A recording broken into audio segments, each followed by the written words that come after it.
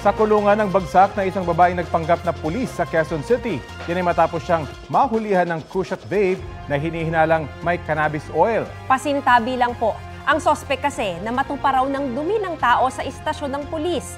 Balitang hatid ni James Agustin. Ganyan ka na naman. Ayaw paawat ang nagwawalang 29 anyos sa babae nang dalhin sa barangay hall ng San Roque, Quezon City noong Martes. Pinusasa ng babae matapos mahulian umano ng 1 gramo ng kush at vape na may hinihinalang cannabis oil. Bakit pulis ka? Pulis ka? Kaya ka nasasampan eh. Ayon sa mga taga-barangay, nakatanggap sila ng tawag na nagwawala ang babae sa LTO Extension Office sa 20th Avenue. Nagulat na lang po kami, pinagmumura po kami lahat. Sabi niya, nasi-CR ako. Di after nang nasi-CR siya, so pagdating namin sa banyo, nagsisigaw, nagwawala. Pinagsisipa po yung pintuan namin, so nawarat po lahat.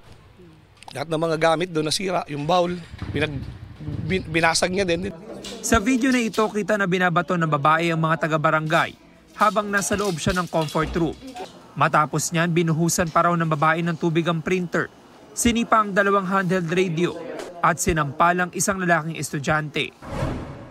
Sa nirentahang sasakyan ng babae, nakuha ng mga otoridad na nakasilid sa maleta ang ilang athletic uniform ng PNP.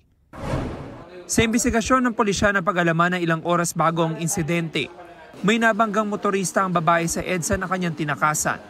Nagpanggap pa umano ang babae ng isang pulis. According sa witness, naka-uniform siya ng athletic uniform na pulis. At nagsisigaw doon na nagbabanta na, "Pulis ako, pagbabariling ko kayo."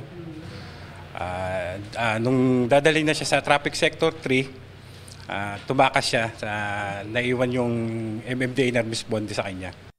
Nang dalhin sa Cubao Police Station, hindi pa tumigil sa pagwawala ang babae kahit nasa detention facility na. Nasira niya yung bowl, yung dumi ngayon na tinapon niya doon sa labas ng custodial facility natin. Ano mga dumi po yun? Yung dumi ng tao. 2 tao ang tinamaan ng dumi, kabilang ng isang pulis. Tinanong namin ng sospek kaugnay sa kanyang pagkakaaresto. Ang unang aligasyon ay nagwala kayo sa barangay, may sinampal po kayo na estudyante. Mali. Hindi yun ang unang aligasyon. Mayroon daw po kayong tinakasan na naka-uniforme pa kayo ng pulis, nagpapanggap kayo ng pulis. No. Mali ulit. Wala naman siya pahayag ukol sa nakuhang droga. Maharap ang sospek sa patong-patong na reklamo, kabilang ng physical injury, threat, usurpation of authority, unjust vexation, disobedience to a person in authority, at paglabag sa Comprehensive Dangerous Drugs Act.